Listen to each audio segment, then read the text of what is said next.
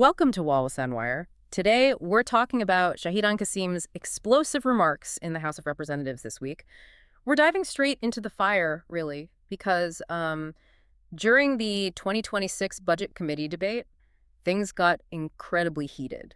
That's putting it mildly. Yeah.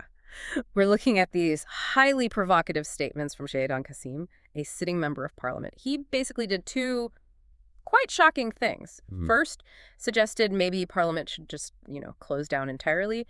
And second, use the term apartheid to describe how the current government operates. And this wasn't just some minor procedural tiff, was it?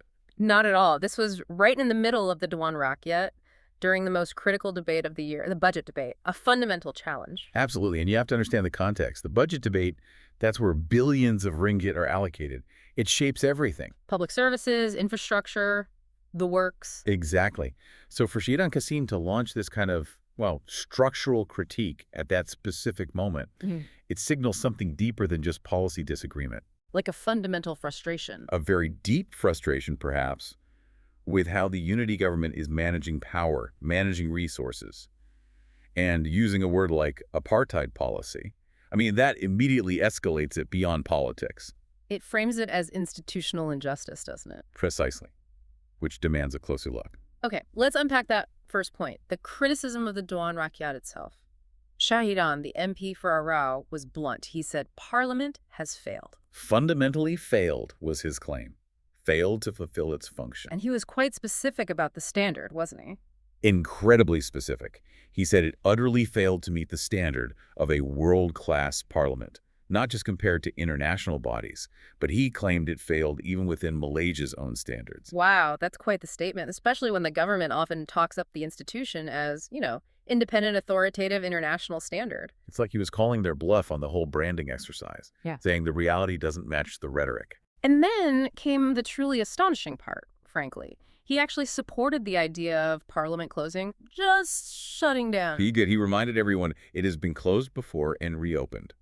The implication being the current state is so bad, maybe a shutdown is better. That's a massive claim against the core legislative body, especially, again, while they're debating the national budget affecting millions. Well, that kind of talk is playing with fire, isn't it? Yeah. It directly questions the democratic foundations when you're in the very place that approves the national budget. The place that legitimizes governance. Exactly.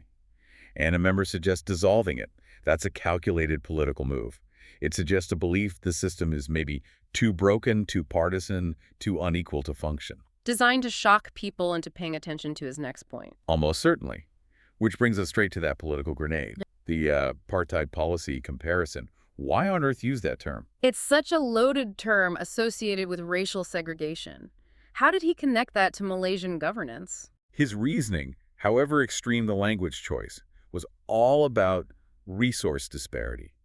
Unequal treatment. Between government and opposition MPs. That was his core criticism of the Madani unity government. He framed this alleged difference in treatment not just as politics, but as a kind of institutional segregation affecting resources. Okay, let's drill down on that. This isn't just about political points, is it? It's about real, tangible support. How does this connect to practical governance? What resources are we talking about? He explicitly called for fairer distribution of resources for MP service centers. Now, these centers are vital. They're the direct link between the MP and the constituents. Absolutely. We're talking about funds for staff, office running costs, local programs, maybe fixing a drain, helping someone in crisis. If opposition MPs don't get equivalent funding, their ability to serve their voters is hampered. Severely crippled.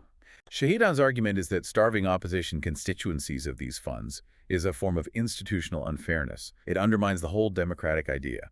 And he linked it back to that world-class status idea.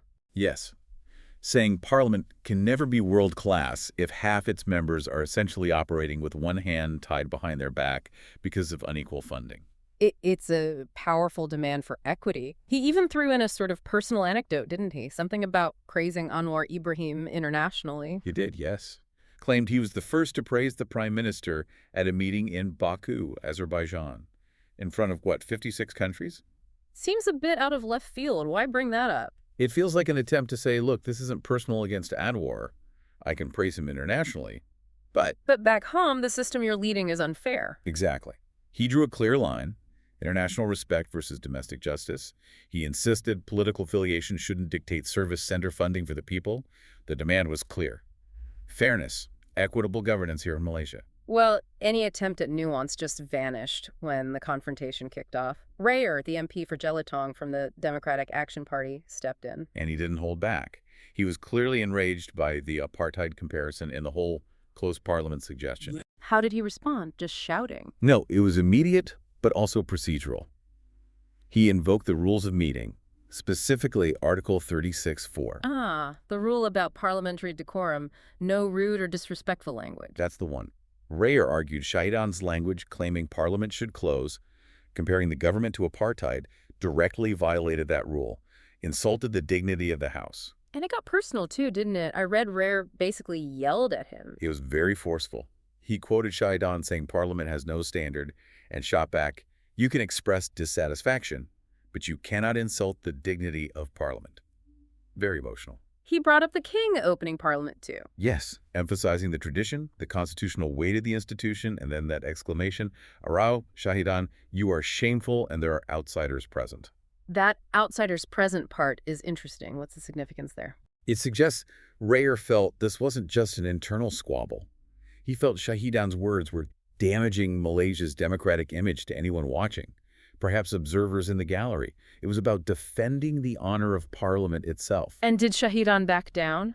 Not a chance. He retaliated, demanding Rayer stop interfering, demanding opposition MPs get a fair chance to speak. It just devolved. Sounds like it completely threatened to derail the budget debate itself. It did. When you have MPs accusing each other of insulting the very foundations of the state, the actual legislative work stops.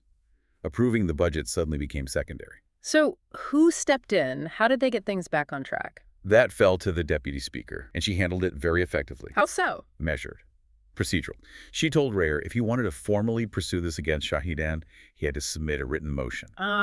Forcing him to go through the formal process. Exactly. It immediately cools the situation down. It shifts the burden, requires formal steps, stops the immediate shouting match, and crucially, You got them back to the budget. she immediately directed the House to resume the debate on the budget agenda, force them to stop arguing and get back to the nation's business, deciding on those ringgit allocations. So let's think about what this means for you, the listener. This huge clash, all about alleged unfairness in ringgit resource distribution, and claims the whole institution is dysfunctional. And it blows up right in the middle of the most important debate of the year, the budget debate.